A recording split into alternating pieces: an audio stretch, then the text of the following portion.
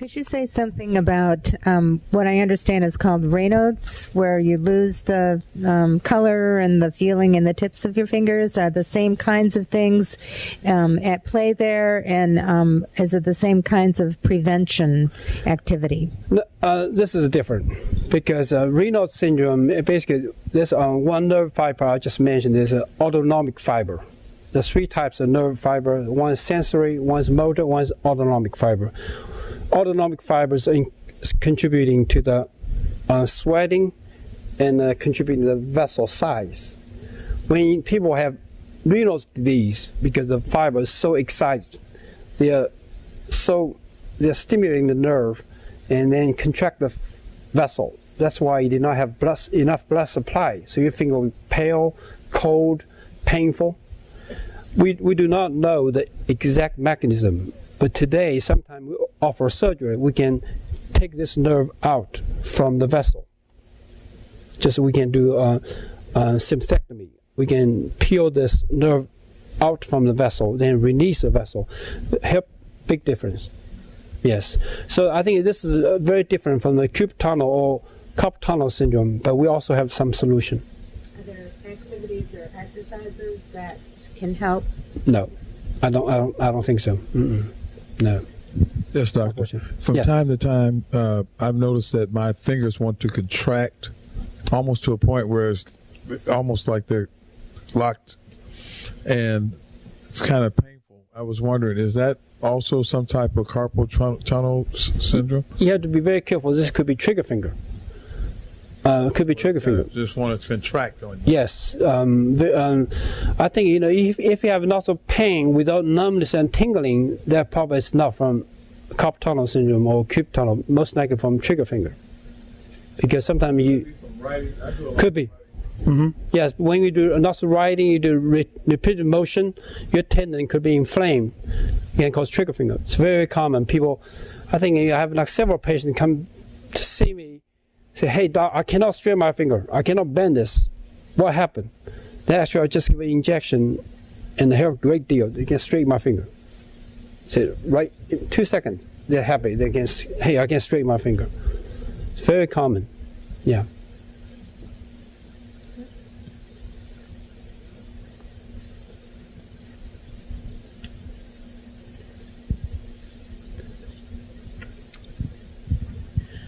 How many, excuse me, how many times can a person have?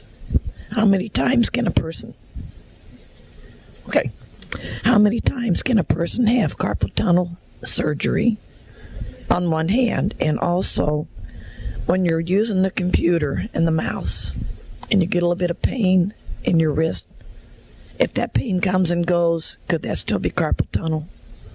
Well, I think regarding the first question, I have to say, I think recently I had one patient that had 2 times carpal tunnel surgery, and he's going to schedule surgery with me for 3rd time. I have to say, we don't know why.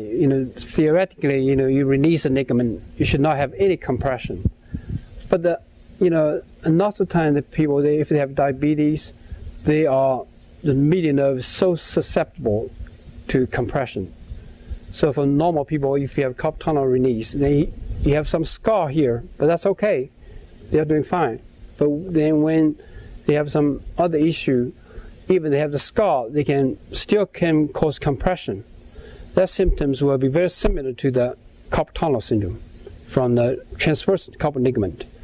So if this happens, they cannot do well with the brace, then they need surgery. So it doesn't matter you can do 3 times, 4 times, but every time, the more you have surgery, the risk of nerve injury is higher. You have to be very, very careful. You need to find a specialist to do this procedure. Even like me, I'd be very, very careful because all the scar around the nerve could be very dangerous. So ideally, one time is great to fix the problem. But if this keeps coming back again, we do surgery. We do 3 or 4 times. Sometimes happen. How do you distinguish when one thing is going on and the other thing, yes. or the other thing is? For the trigger finger, theoretically, you should not have any numbness or tingling or sensation problem. So if the patient come to me, It happened, exactly. The patient comes to me saying, my finger like this. Is this carpal tunnel syndrome? They ask me. So at first I check the sensation. If the sensation is 100% normal, now I said, no, you do not have carpal tunnel syndrome. Then we can address it, yeah. Is it common to have numbness and tingling in both hands at the same time? That's a great question. Depends on how hard you work at home or at work. Plus, like some people have diabetes. It's not rare. People have like carpal tunnel syndrome on both sides. I think 2 or 3 weeks ago, I operated a patient here, just here, probably 4 weeks ago. He had the carpal tunnel syndrome on both hands. He's helping his brother in the construction work to hang the drywall. So he developed carpal tunnel syndrome on both hands. It's so painful, he hates this. I said, I don't want surgery. But the symptoms are so severe. He cannot sleep, he can't do anything. So his wife took him into my office. I said, all right, so I think not much I can do except surgery because it's so severe. So he said, okay, I'm going to do one hand this year, I'm going to do the other hand next year. So that's fine. So I did surgery for one side. And probably 7 days later, he was so happy. He said, oh my God, this is totally changing my life. There's no pain at all, and I don't have any trouble at all for this hand. But I'm still suffering this hand. I cannot wait till next year. So he called my office, scheduled surgery for the other hand. So we did the other side in 2 weeks after surgery. Because I find that happens to me when I'm reading. When I'm holding a book, then all of a sudden both of my hands go numb and my fingers tingle. Could be. It's not uncommon. Not uncommon, yes. I believe you said that there was no exercise that could be done for the trigger finger. Is there any exercise or physical therapy that can be done for the carpal tunnel? Yes. But remember, the exercise is only for early stage. We call it nerve gliding. You know, you do this, one of the picture doing this, you do this. Basically, you can, when you do this, you glide the nerve. You know, you can help stretch a little bit. But remember, this is for only for early stage. If you say, I have numbness tingling for 50 years, I have diabetes for 20 years, this is not going to help. Another question, carpal tunnel, you referred to tingling and numbness in the hands. What does it tell you if it goes all the way into the shoulders on both sides? I'm describing myself now. From you feel like it's from shoulder all the way up, and I'm diabetic. Well, do you have any trouble with your feet? No. Do you have no numbness tingling in the feet? No. Okay. And did you have like a numbness tingling in the shoulder first or in the hand first? I really don't recall. Because this is important. If from carpal tunnel, they can radiate into the shoulder. If you have diabetic neuropathy, it could from the shoulder to the hand. Yeah. And also, if this is the case, I think I can examine you, check all this tests. Then we can do I recommend do nerve testing, which will tell you this is from carpal tunnel or from diabetic neuropathy. Actually, very common people have both. They can have both. Diabetic neuropathy and the carpal tunnel syndrome. But we'll see, you know, which one's dominant. If it's a carpal tunnel syndrome dominant, then we can help you for surgery. If mainly for, say, I have numbness tingling for all my feet, all my hand, then I say surgery is not going to help you. My last question. Yep. I'm a bicyclist.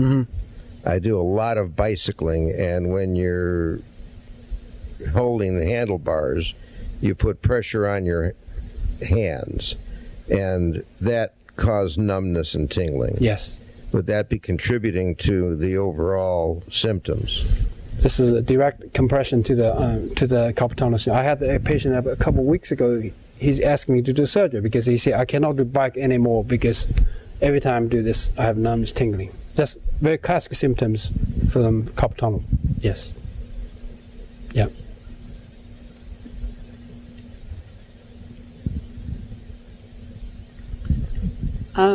My question is, what if the numbness, I don't really have numbness, it's just severe tingling in the non-dominant hand. and it can just come at any time. How often is that? Once a day, once a year, or once a month? Maybe 8 to 10 times a day. That's pretty significant. Okay. Okay. Which finger? My thumb and half of my forefinger. I think, did you use any brace? No. I think try some brace. Try brace. If the brace can help you, that's sort of like a diagnostic, also therapeutic. Try use a brace. So you think it's carpal tunnel or just something? There's a good chance. Yeah. Any other questions? Oh.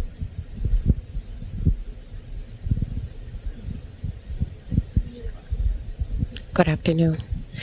If you have tingling in your hands, both hands, and it's upon like just squeezing, gripping, and to sustain that sort of activity, the result of it is like spasm, and to release it or open it, it also like spasms. But in the hand now, it's just hot, burning, stimulated, which tingling. Finger? Which finger? Both of them now, as I speak to you, because I've gripped them both. Squeezing of this one to hold the mic, and just barely squeezing of this one, just to demonstrate, to bring out the symptoms. And what it feels like is stimulating throughout my head, my hands. They sweat profusively, and my shoulder blade.